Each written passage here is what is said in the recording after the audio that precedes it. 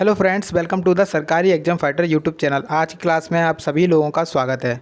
तो आज की वीडियो आप लोगों की डिमांड के ऊपर होने वाली है कि आज आप लोग जो डिमांड कर रहे थे कि जीके के क्वेश्चंस भी कराओ दिल्ली पुलिस एग्जाम के लिए, तो वही क्वेश्चंस मैं आपके लिए लेकर आया हूं, जो कि आपके ऑफिशियली क्वेश्चंस हैं। मतलब हम पिछले ईयर्स में जो भी आपके पेपर हुए हैं उनके संबंधित जितने भी क्वेश्चंस आपके जीके से बने हैं, तो वो मैं आपको कराने वाला हूँ। तो वीडियो में एंड तक बने रहिएगा। और जिसने अभी तक चैनल को सब्सक्राइब नहीं किया है तो कर लीजिएगा। यहाँ पर आपका रीजनिंग का प्रैक्टिस सेट भी चल रहा है डेली।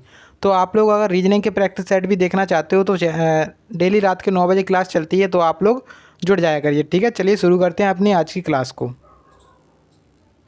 तो हम आ चुके हैं अपने क्वेश्चंस की तरफ। देखिए, मैं जो क्वेश्चन करा रहा हूँ वो आपके डायरेक्ट ऑफिशियली है, मतलब जो आपकी आंसर की आती है उनसे मैं आपके डायरेक्ट क्वेश्चन करा रहा हूँ। मेरे को टाइम नहीं मिला टाइप करने का, इसलिए ऐसे ही डायरेक्ट करा दे रहा हूँ। ठीक है, तो आपको यहाँ पे क्वेश्चंस को ध्यान में रखना है कि आपसे क्वेश्चन किस प्रकार से एग्जाम में पूछा जाता है। तो पहला क्वेश्चन आपके सामने यहाँ पे आ चुका है। यहाँ पे आपके सामने आंसर्स भी दिए हुए हैं। ठीक है, तो आप लोग देख सकते हो कि निम्नलिखित में से किस सूक्ष्म जीव को सजीव और निर्जीव के बीच की कड़ी कहा जाता है, कड़ी माना जाता है। यहाँ पे इस प्रकार से क्वेश्चन इन्होंने पूछा था। आपके पास ऑप्शंस, पहला है कवक, सेकंड ऑप्शन है जीवाणु, थर्ड ऑप्शन है विषाणु, या फिर फोर्थ ऑप्शन है शैवाल। तो इन्होंने जो राइट आंसर माना है एसएससी ने इसका राइट आंसर क्या माना है, जो विषाणु होता है वो माना है right answer option number C. यहाँ पे आपका राइट आंसर हो जाएगा। ठीक है, सो नेक्स्ट यहाँ पे आपके सामने क्वेश्चन आ चुका है। देखिएगा क्वेश्चन किस तरीके से पूछते हैं उसका आपको आज लॉजिक पता चल जाएगा, मतलब उसका आपका तरीका पता चल जाएगा। सो सेकंड यहाँ पे आपके सामने क्वेश्चन है कि जास्कर नदी निम्नलिखित में से किस नदी को एक सहायक नदी है। तो जास्कर नदी के बारे में पूछा जा रहा है कि किस नदी की एक सहायक नदी है। तो यहाँ पे इसका राइट आंसर हो जाएगा सिंधु नदी की सहायक नदी का नाम क्या है, जास्कर नदी। तो इस प्रकार से क्वेश्चन आपसे एग्जाम में पूछा जाता है। ठीक है, सो आपके सामने आप थर्ड क्वेश्चन की तरफ बढ़ते हैं। यहाँ पे हमारा अगला क्वेश्चन आ चुका है जो कि आपके सामने कुछ इस प्रकार से। तो देखिए, ये करंट की दृष्टि से क्वेश्चन पूछा गया था, क्योंकि पिछले ईयर्स के क्वेश्चन ले रहे हैं हम। तो यहाँ पे पिछले ईयर का क्वेश्चन पूछा गया था कि 31 अगस्त 2020 तक के अनुसार भारत रत्न से सम्मानित खिलाड़ी या फिर खिलाड़ियों की संख्या कितनी थी, निम्नलिखित में से कितनी थी। तो देखिए, जब 31 अगस्त 2020 के अनुसार की बात कर रहे हैं तो तब तो कितने थे, एक थे। तब कितने थे, भारत रत्न से सम्मानित खिलाड़ियों की संख्या कितनी थी, एक थी। अभी पता नहीं है वर्तमान में कितनी है। तो अभी आप लोग जो वर्तमान में अपडेट लेकर के जाना कि अभी वर्तमान में कितनी है। ठीक है, सो नेक्स्ट आपके सामने यहाँ पे क्वेश्चन है। और नेक्स्ट क्वेश्चन में पूछा गया था कि क्या पूछ रहे थे नेक्स्ट क्वेश्चन में कि ईरान के प्रसिद्ध चित्रकार अब्द अस समद निम्नलिखित में से किसके निमंत्रण पर भारत आया था। तो ये क्वेश्चन आपसे पूछा गया था। देखिए, आपने हिस्ट्री पढ़ी होगी, कहीं से मतलब क्वेश्चन कहाँ से उठाया जाता है इसमें वो आपको दिख रहा होगा साफ साफ। तो ये क्वेश्चन कहाँ से अंदर मतलब हिस्ट्री की गहराइयों से क्वेश्चन उठाया गया है कि ईरान के प्रसिद्ध चित्रकार अब्द अस समद निम्नलिखित में से किसके नियंत्रण पर भारत आया था। तो जो हुमायूं के नियंत्रण पर कौन आया था, भारत में आया था अब्द अस समद। ठीक है, तो राइट आंसर ऑप्शन नंबर जो 4 वाला है वो हो जाएगा। ठीक है, सो नेक्स्ट आपके सामने आ चुका है। और नेक्स्ट में देखिए, कह रहे हैं क्वेश्चन में कि केंद्रीय बजट 2020 में घोषित नई आयकर व्यवस्था के अनुसार 5 लाख से 7.5 लाख के बीच में 5 लाख से 7.5 लाख के बीच कर योग्य आय हेतु कर की दर घटाकर निम्नलिखित में से कितनी कर दी गई थी। तो ऐसे क्वेश्चन आपसे करंट की दृष्टि से भी पूछे गए थे। कम से कम 2 से 4-5 से क्वेश्चन आपसे करंट की दृष्टि से भी पूछ लिए जाते हैं। तो इसका राइट आंसर हो गया ऑप्शन नंबर 4। यहाँ पे दिख रहा है 10%। ठीक है, सो नेक्स्ट आपके सामने आ चुका है। यहाँ पे देखिए, ये क्वेश्चन काफ़ी ज़्यादा इंपॉर्टेंट है क्योंकि यहाँ पे ये करंट से नहीं है। देखिए, इसमें कह रहे हैं कि टेनिस खिलाड़ी अलेक्जेंडर जेरेक्व निम्नलिखित में से किस देश का प्रतिनिधित्व करते हैं। तो आपको पता होना चाहिए कि ये किस देश का प्रतिनिधित्व करते हैं, मतलब किस देश की तरफ से खेलते हैं। तो राइट आंसर हो जाएगा जर्मनी। ऑप्शन नंबर जो सेकंड वाला है जर्मनी, इसका राइट आंसर हो जाएगा। जो टेनिस खिलाड़ी अलेक्जेंडर जेरेक्व हैं तो वो कहाँ से खेलते हैं, तो ये खेलते हैं जर्मनी की ओर से। ठीक है, चलिए, सो नेक्स्ट आपके सामने आ चुका है। देखिए, नेक्स्ट में बोल रहे हैं, तो ये क्वेश्चन भी हिस्ट्री से पूछा गया था। तो देखिए, हिस्ट्री से आपने अभी तक देखा होगा कम से कम 2 से 3 क्वेश्चन अभी तक हो चुके हैं हिस्ट्री से। तो देखिए, हिस्ट्री से क्वेश्चन पूछा गया है, अशोक के साम्राज्य के निम्नलिखित में से किस भाग में उनके शिलालेख खरोष्ठी लिपि में लिखे गए थे। तो खरोष्ठी लिपि में कौन से शिलालेख लिखे गए। तो जो उत्तर पश्चिम का भाग था, ऑप्शन नंबर ए जो है ना, उत्तर पश्चिमी जो भाग था उनके वहाँ के शिलालेख खरोष्ठी लिपि में लिखे गए थे। ठीक है, तो राइट आंसर इसका हो जाएगा ऑप्शन नंबर ए। ठीक है, सो नेक्स्ट आपके सामने क्वेश्चन है। देखिएगा, क्वेश्चन में कह रहे हैं कि रॉ a history of India's covert operations, एक पुस्तक है, यहाँ पे पुस्तक के बारे में पूछा गया है आपसे। रॉ a history of India's covert operation नामक पुस्तक के निम्नलिखित में से कौन से लेखक हैं? तो लेखक के बारे में पूछा गया है यहाँ पे कि आपसे कि इसके लेखक कौन है, तो यतीश यादव। यतीश यादव इसके लेखक है। तो कई कबार क्या होता है, क्वेश्चन रिपीट भी हो सकता है, तो इसको याद कर लीजिएगा। ये बुक जो है ना, इम्पोर्टेंट बुक है। यतीश यादव इसके लेखक हैं। कौन सी बुक है? रॉ a history of India's covert operations, ठीक है। सो नेक्स्ट, अब क्वेश्चन की तरफ बढ़ते हैं। यहाँ पे हमारा नेक्स्ट क्वेश्चन आ चुका है। देखिए नेक्स्ट में बोल रहे हैं कि निम्नलिखित में से किस भारतीय को गणित के क्षेत्र में उनके असाधारण योगदान के लिए जाना जाता है? तो यहाँ पे साफ साफ आपको सभी को पता है, जो अपने एस रामानुजन थे उनको जाना जाता है। गणित के क्षेत्र में इन्होंने असाधारण योगदान दिया था, सभी को पता है। आप सभी ने इसका राइट आंसर निकाला होगा जब आपने पिछली बार एग्जाम दिया होगा, ठीक है। तो राइट आंसर इसका हो जाएगा सेकेंड वाला। सो नेक्स्ट आपके सामने क्वेश्चन है, जो कि क्वेश्चन में पूछा गया था कि इसमें ईंधन के कैलोरी मान का मात्रक, क्या कह रहे हैं, ईंधन के कैलोरी मान का मात्रक निम्नलिखित में से किस रूप में व्यक्त किया जाता है? तो देखिए पहला तो ऑप्शन है केजे, और केजे बटे क्या है, केजे प्रति किलोग्राम या फिर माइक्रोन। थर्ड ऑप्शन है पीएसआई, या फिर फोर्थ ऑप्शन है एमएमएचजी। तो right answer option number A है। साफ साफ आपको दिख रहा है यहाँ पे आप आंसर्स लगे हुए हैं। तो क्या है, केजे, और क्या है, केजे प्रति किलोग्राम, ठीक है। सो नेक्स्ट अपने सामने है क्वेश्चन। सो अब आपके सामने नेक्स्ट क्वेश्चन आ चुका है। यहाँ पे नेक्स्ट क्वेश्चन में देखिए बोल रहे हैं, क्वेश्चन में क्या कहा जा रहा है आपसे वो देखिए। तो क्वेश्चन में कुछ इस प्रकार से कहा जा रहा है कि केंद्रीय बजट 2020 में वित्त मंत्री द्वारा व्यक्त पूर्वानुमान के अनुसार निम्नलिखित में से किस वर्ष तक भारतीय किसानों की आय दुगनी की जाएगी? तो ये क्वेश्चन काफ़ी ज़्यादा इम्पोर्टेंट है। तो ये कौन सा वर्ष है? 2022 तक। तो ये देखिए अभी भारतीय जो किसान थे उनकी आय को क्या कर दिया गया है, दुगना कर दिया गया। ये इनका लक्ष्य था 2020 के अनुसार। तो अभी हुआ है कि नहीं हुआ है वो तो आप सभी को पता होगा, करंट अगर पढ़ते होगे तो आप सभी को पता होगा, ठीक है ना। तो राइट आंसर इसका क्या था तब उस मतलब जो पिछली एग्जाम हुई थी उसके दृष्टि से राइट आंसर इसका था 2022, ठीक है। सो अब आपके सामने नेक्स्ट क्वेश्चन है यहाँ पे। तो ये क्वेश्चन काफ़ी ज़्यादा अच्छा क्वेश्चन है। तो क्वेश्चन अच्छा पूछा गया है। इसमें बोल रहे हैं कि भारत के संविधान के निम्नलिखित में से किस अनुच्छेद में जो राज्य को प्रसूति सहायता के लिए प्रावधान निर्मित करने का निर्देश दिया गया? तो अनुच्छेद 42 के अंतर्गत। कौन सा अनुच्छेद है? अनुच्छेद जो 42 है उसके अंतर्गत क्या किया गया है, राज्य को प्रसूति सहायता के लिए प्रावधान निर्मित किया गया है, ठीक है। प्रावधान करने का निर्देश दिया गया है। ऑप्शन जो अपना अनुच्छेद ऑप्शन नंबर 4 है, अनुच्छेद 42। तो राइट आंसर अनुच्छेद 42 हो जाएगा, ठीक है। चलिए, सो नेक्स्ट आपके सामने क्वेश्चन है। देखिएगा आप सभी को देख रहा होगा कि यहाँ पे आप लोगों ने देखा होगा, अभी तक ऑब्जर्व किया होगा, जो क्वेश्चन पूछे गए हैं अभी तक हिस्ट्री से आपको ज़्यादा से ज़्यादा क्वेश्चन देखने को मिल रहे हैं। तो हिस्ट्री आप लोग अच्छे से पढ़ के जाएँ, ठीक है। उसके बाद देखिए बोल रहे हैं कि गौतमी पुत्र सातकर्णी निम्नलिखित में से किस वंश के राजवंश का शासक था? तो देखिए यहाँ पे पहला ऑप्शन है पल्लव, सेकंड ऑप्शन है चालुक्य, थर्ड ऑप्शन है शक, या फिर फोर्थ ऑप्शन है सातवाहन। तो राइट आंसर आपके सामने दिया हुआ है पहले से सातवाहन। तो राइट आंसर ऑप्शन नंबर 4 वाला हो जाएगा। उसके बाद आपके सामने नेक्स्ट क्वेश्चन है यहाँ पे। सो नेक्स्ट में आपसे बोला जा रहा है कि अष्टांगिक मार्ग जो 8 प्रकार के पथ हैं का तत्व ज्ञान निम्नलिखित में से किसके द्वारा प्रतिपादित किया गया था?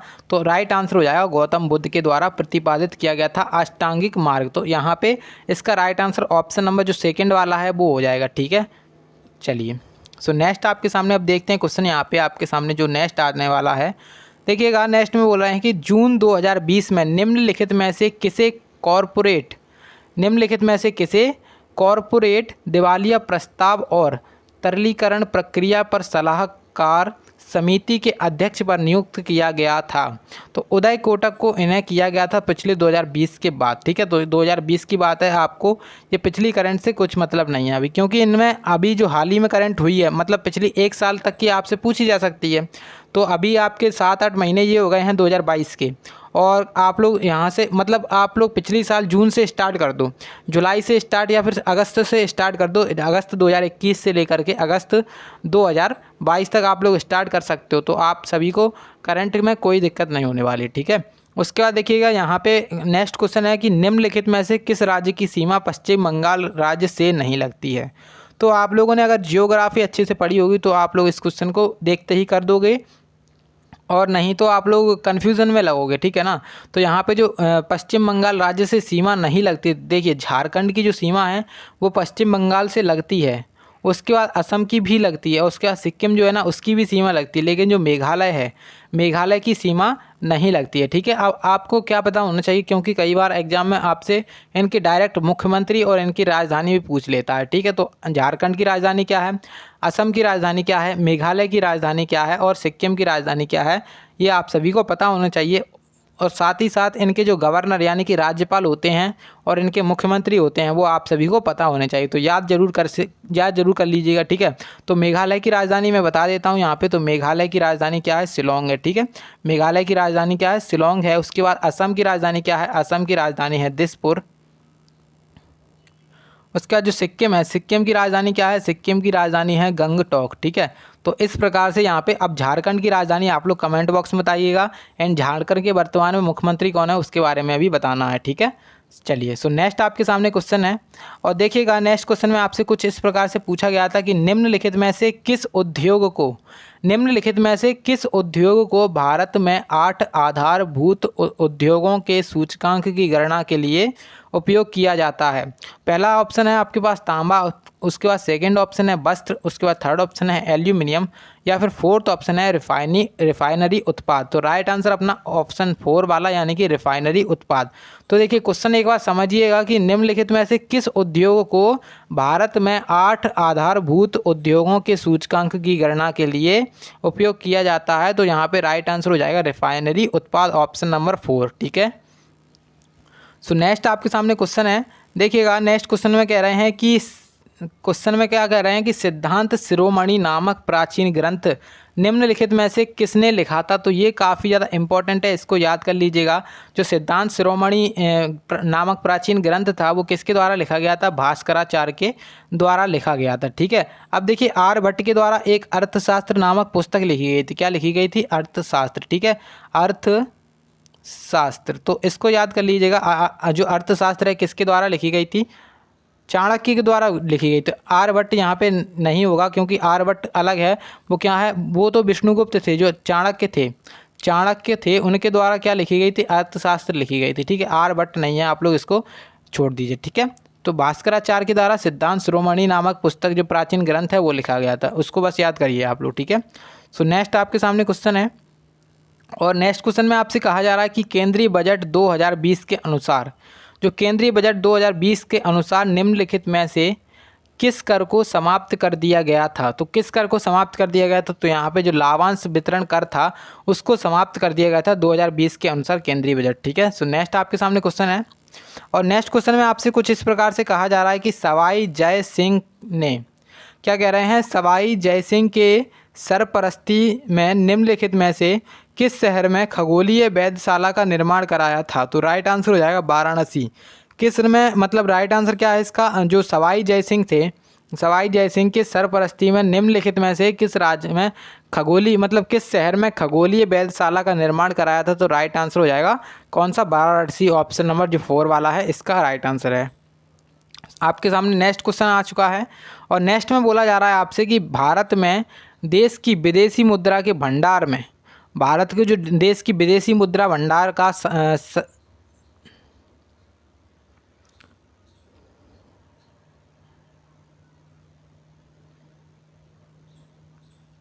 हाँ, आपके सामने अब नेक्स्ट क्वेश्चन आ चुका है, और नेक्स्ट में आपसे कुछ इस प्रकार से कहा जा रहा है कि भारत में देश की विदेशी मुद्रा के भंडार का संरक्षक निम्नलिखित में से कौन होता है। तो जो रिजर्व बैंक ऑफ इंडिया यानी कि भारतीय रिजर्व बैंक है वो होती है इसकी संरक्षक। जो विदेशी मुद्रा भंडार होता है उसकी संरक्षक किसे कहा जाता है, भारतीय रिजर्व बैंक को कहा जाता है। अब देखिए भारतीय रिजर्व बैंक के बारे में कुछ इंपॉर्टेंट फैक्ट जो मैं आपको बता रहा हूँ, जैसे इसकी स्थापना कब हुई थी, ठीक है। एक तो इसकी स्थापना हुई थी 1935 में, 1935 में। उसके बाद इसकी अगर बात की जाए कि इसका जो एक्ट था यानी कि कौन से अधिनियम से हुई थी, तो 1934 का जो अधिनियम था इसकी स्थापना हुई थी, ठीक है। तो यहाँ पे अब आपको ये बताना है कमेंट बॉक्स में कि इसके वर्तमान में अभी जो अपने आरबीआई के वर्तमान में अभी गवर्नर कौन है उसके बारे में आपको बताना है, ठीक है। जो अपनी भारतीय रिजर्व बैंक है उसके वर्तमान में गवर्नर कौन है। सो आपके सामने अब नेक्स्ट क्वेश्चन आ चुका है। अब देखिएगा नेक्स्ट क्वेश्चन में आपसे कुछ इस प्रकार से कहा जा रहा है कि धम्म चक्र प्रवर्तन, क्या कह रहे हैं, धम्म चक्र प्रवर्तन यानी कि धर्म चक्र प्रवर्तन नामक बौद्ध आयोजन निम्नलिखित में से किस स्थान पर किया गया था। तो जो सारनाथ था, अब सारनाथ कहाँ पर है, जो अपने मध्य प्रदेश है उसके किस ज़िले में है। पहली बात तो आपको सारनाथ पता होना चाहिए कि सारनाथ कहाँ पर है, और सारनाथ कहाँ पर है तो उसके बारे में आप लोग कर देख लीजिएगा, ठीक है। और धर्मचक्र प्रवर्तन याद कर लीजिए, धर्मचक्र जो प्रवर्तन था वो बौद्ध संगीति थी, बौद्ध जो आयन था, मतलब बौद्ध का जो आयोजन किया गया था धर्मचक्र प्रवर्तन। कई बार आपसे एग्जाम में पूछ लेगा कि धर्मचक्र प्रवर्तन का संबंध किससे है, तो आपसे क्वेश्चन में ऑप्शंस दे देगा कि महावीर स्वामी, महात्मा बुद्ध, इस प्रकार से आप लोगों को राइट आंसर महात्मा बुद्ध लगा देना है, ठीक है। तो यहाँ पे जो धम्मचक्र प्रवर्तन का आयोजन था वो कहाँ पर किया गया था, सारनाथ में किया गया था, ठीक है। सो अब आपके सामने है नेक्स्ट क्वेश्चन। देखिएगा नेक्स्ट में आपसे कुछ इस प्रकार से कहा जा रहा है कि सुल्तानगंज बिहार में भागलपुर के निकट, जो सुल्तानगंज की बात कर रहे हैं, बिहार के भागलपुर के निकट एक खोजी गई गौतम बुद्ध की विशाल प्रतिमा, क्या कह रहे हैं, सुल्तानपुर, बिहार में भागलपुर के निकट है सुल्तानपुर, उसके बारे में, ठीक है। उसके बाद कह रहे हैं कि सुल्तानपुर में खोजी गई गौतम बुद्ध की एक विशाल प्रतिमा को कौन से काल की प्रतिमा माना जा रहा है। तो जो गुप्त काल की प्रतिमा के रूप में माना जा रहा है, जो सुल्तानपुर में एक खोजी गई है विशाल प्रतिमा खोजी गई है गौतम बुद्ध की, ठीक है। तो ऑप्शन नंबर जो 4 वाला है वो आपका यहाँ पे राइट आंसर होगा, ठीक है। सो नेक्स्ट आपके सामने है क्वेश्चन, और इसमें आपसे बोला जा रहा है कि अगस्त 2020 में भारत और किसके बीच में, अगस्त 2020 में भारत और किसके बीच में शतरंज ओलंपियाड के स्वर्ण पदक का संयुक्त विजेता घोषित कर दिया गया था। तो यहाँ पे जो रूस है वो आपका राइट आंसर होने वाला है, ठीक है। जो रूस है वो अपना राइट आंसर इस क्वेश्चन का। सो नेक्स्ट आपके सामने क्वेश्चन है, अबुल फजल द्वारा लिखी गई अकबरनामा कितनी पुस्तकों में विभाजित है। तो उसके बारे में देखिए, यहाँ पे जो अबुल फजल के द्वारा लिखी गई थी अकबरनामा, तो आपने देखा है वो यहाँ पे अकबरनामा है, यानी कि अकबर का इसमें वर्णन किया गया है, ठीक है। तो यहाँ पे अकबरनामा को 3 पार्ट्स में डिवाइड किया गया है, कितने पुस्तक मतलब कितने भागों में विभाजित है, तो 3 पुस्तकों में विभाजित है। तो ऑप्शन नंबर जो 2 वाला है वो यहाँ पे आपका राइट आंसर है, ठीक है। सो नेक्स्ट आपके सामने क्वेश्चन है कि उड़ीसा की सबसे लंबी नदी कौन सी है। तो उड़ीसा की जो सबसे लंबी नदी है वो है अपनी महानदी, ठीक है। महानदी यहाँ पे आपका राइट आंसर होने वाला है। सो आपके सामने अब नेक्स्ट है, और नेक्स्ट क्वेश्चन में आपसे कुछ इस प्रकार से कहा जा रहा है कि यूएस ओपन 2020 हुआ था, उसमें क्या हुआ था, भारतीय खिलाड़ी रोहन बोपन्ना ने पुरुषों की युगल स्पर्धा के लिए, क्या कह रहे हैं, के साथ जोड़ी बनाई थी, मतलब डेनिस शापोवालोव के साथ जोड़ी बनाई थी। ऑप्शन नंबर ए इसका राइट आंसर है, ठीक है। सो नेक्स्ट आपके सामने है, और क्वेश्चन नेक्स्ट में कह रहे हैं कि भारत के संविधान का निम्नलिखित में से कौन सा अनुच्छेद सैन्य या अकेडमी वैशिष्ट को छोड़कर भारतीय राज्य द्वारा कोई उपाधि प्रदान किए जाने से निषेधित करता है। तो अनुच्छेद जो 18(1) है, मतलब अनुच्छेद 18(1) के अंतर्गत क्या आता है, उपाधियों का अंत आता है, ठीक है। तो उपाधियों का अंत आता है यहाँ पे, अनुच्छेद 18(1) अपना राइट आंसर हो जाएगा, ठीक है। सो आज का लास्ट क्वेश्चन रहने वाला है, जो कि आपके सामने कुछ इस प्रकार से कह रहे हैं कि बहुगणित होकर बड़ी संख्या में कोशिकाएं निर्मित करने वाली विशिष्ट कोशिकाओं द्वारा निम्नलिखित में से किस प्रकार का प्रजनन किया जाता है। तो यहाँ पे राइट आंसर हो जाएगा ऑप्शन नंबर 2, यानी कि पुनर्जनन यहाँ पे राइट आंसर हो जाएगा इस क्वेश्चन का, ठीक है। तो आज के क्वेश्चंस मैंने कंप्लीट कर चुके हैं, तो इसके आगे क्वेश्चंस मैं अगली वीडियो में लेकर आऊँगा, तो आप लोग बने रहिएगा वीडियो में, ठीक है। सो अब आप लोग ये एक चीज़ और देख लीजिए कि जो आप लोग रीजनिंग का प्रैक्टिस सेट अगर देखना चाहते हो तो रात के 9 बजे मेरे चैनल पे चलता है, तो आप लोग जा कर के देख सकते हो, ठीक है। चलिए मिलते हैं अगली क्लास में, तब तक के लिए जय हिंद जय भारत।